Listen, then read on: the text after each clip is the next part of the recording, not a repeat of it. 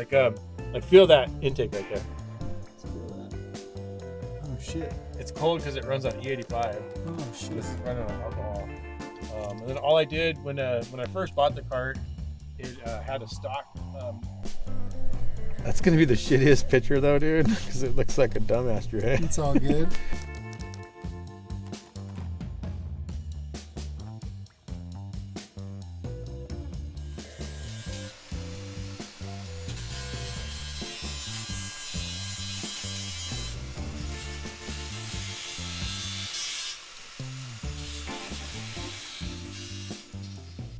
So this is actually a great example of the difference between our exhaust versus the stock.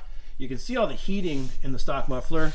The reason it's got all this heat, I don't even know what you'd call it, just a heat effect on it, is there's actually a chamber right here. These two banks of exhaust blow into this chamber and superheat the chamber, but that reflects the sound back into the stock exhaust system. So there's almost no sound that comes out of it. But you can see the restriction point is here and here. We didn't go super deep into the science, but Keith is an absolute expert. So for all your Toyota Tundra needs, hit up Dirty Deeds Industries. Let's go ahead and take a look at what the exhaust sounds like and then jump back into the build phase.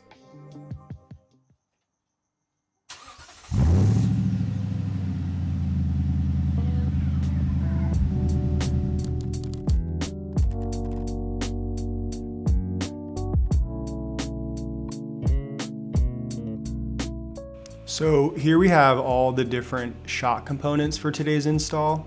Over to the right, we have everything for the rear, and over to the left, we have everything for the front of the truck. So jumping right in, we have the rear shocks. These are from Fox. They're a 2.5 Performance Elite Series shock. They're an aluminum body with high and low speed compression adjusters. And it also comes with mounts for the frame. Over to the right, we have these rear shackles from Coach Builder and a U-bolt flip kit from Archive Garage, which will be paired with bump stops from Timbren in the rear. Those will be matched with the leaf springs. These are from Icon. They're the RXT pack, so they come with this add-a-leaf. And then I got some miscellaneous grease guns, paint in the corner. Down here we have the front shocks. These are also from Fox with the high and low speed adjusters. Below we have the spacers and bearings for different parts of the vehicle and the upper control arms from Caneberg. And we also have bump stops for the front. These are from Wheelers Off-Road, and then bushings that are both OEM and some Dobinson's backups. And last but not least, we have some rust removal brushes, lubricants, bunch of other stuff behind the scenes. So yeah, I mean, that's pretty much it. Let's go ahead and get started with this install.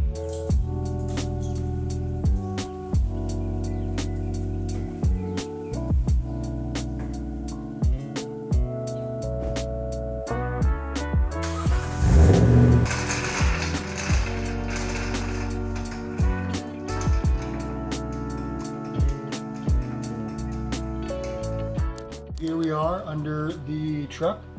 I removed the spare tire just so I have a little more room. And we're gonna be replacing almost everything back here with the suspension. So we'll start off by removing this sway bar just so we can access everything. Then we're gonna go ahead and replace these leaf springs. So these have been around since pretty much the Romans, been around forever. Very robust. More trucks these days got a 5-link rear coil suspension, but we stuck with the old leaf springs, so we'll be replacing these. Up here we have the shackles, the bushings, and the bolts. So we'll be replacing those and cleaning up any rust along the way.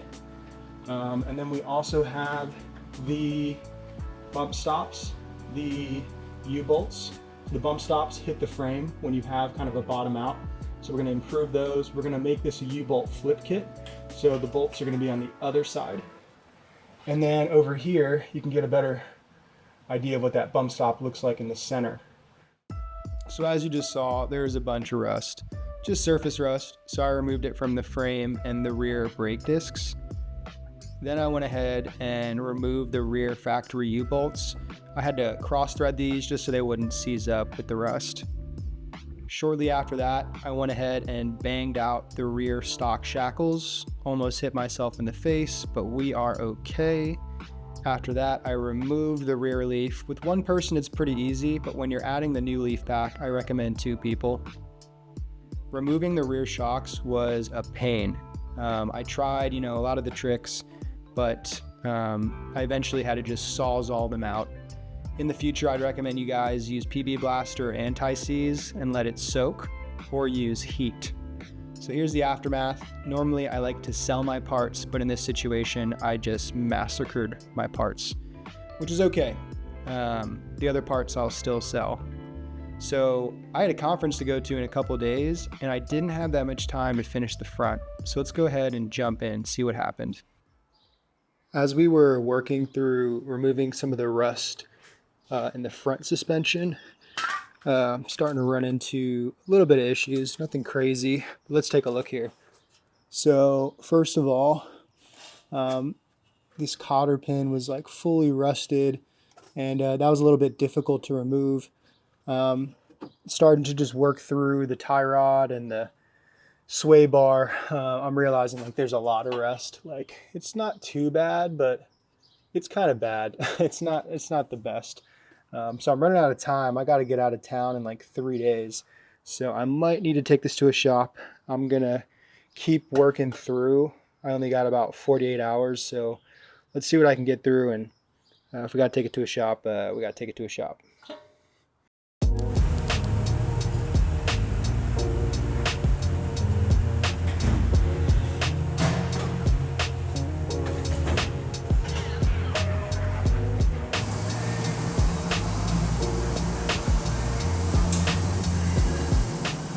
So we're back at the shop.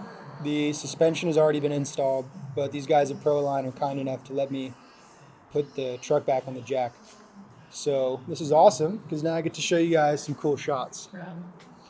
So here we are on the passenger side suspension. It's the same over in the driver, but I want to run through things really quick. So for the shock, like I mentioned before, it's a Fox Performance Elite Series 2.5. It's an aluminum body, so hopefully less corrosion. Right here we have new tie rod ends from Extreme Designs Coach Builder. A lot of Coach Builder products in the build. Great guy, great company. And then up here we have the remote reservoir for that shock. You've got high and low speed compression knobs that you can twist and kind of custom tune yourself a little bit. The knobs are a little tricky to twist. Not the red one, the small one, but the bigger one. So I have a modification. I'll show you guys in a second, and I'll put the link in the description. It's by Range Off-Road. So yeah, front's done. Looks great. Let's go ahead and move to the rear. So here we are at the rear of the truck. It's all jacked up. And over to the right and left, you can see all the new suspension components. So I already ran through this with you guys, but just to tap on it again, we added new shackles, Coach Builder, Icon RXT leaf pack. One of the issues we ran into with this leaf pack is it comes with an extra leaf. And because we didn't add the leaf before the camper, there's this center bolt that tightens all of the leaf packs down. And because there's not a leaf, the bolt sits a little bit higher. So what we had to do is kind of a gimmicky design, is I just added these rubber spacers. I got new corrosion resistant bolts from McMaster Car, and we just kind of lifted the bump stop up an inch. It's sitting on top of the bolt, but the rubber spacers help give it some depth.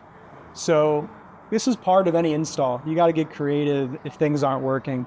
So this works for now, but eventually we'll add a leaf and this will sit proper. What else did we do back here? The guys in the shop added these stainless steel extended brake lines.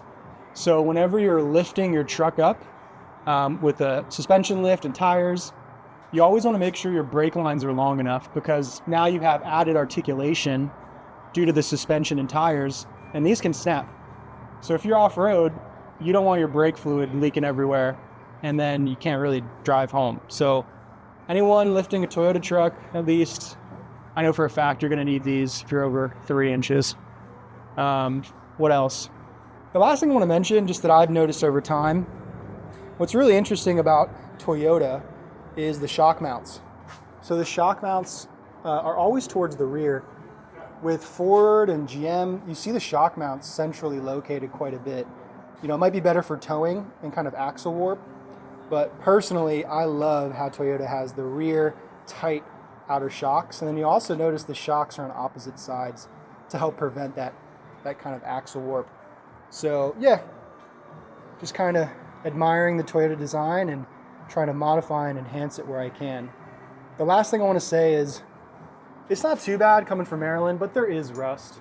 You can see it in certain areas, and I'll probably have another video where I walk you guys through how to remove the rust, how to prep it, repaint it, and then add fluid film to the truck. So really excited how this turned out. In a moment here, I'll pull up some after shots of the truck, and thank you again for watching Kareem Builds.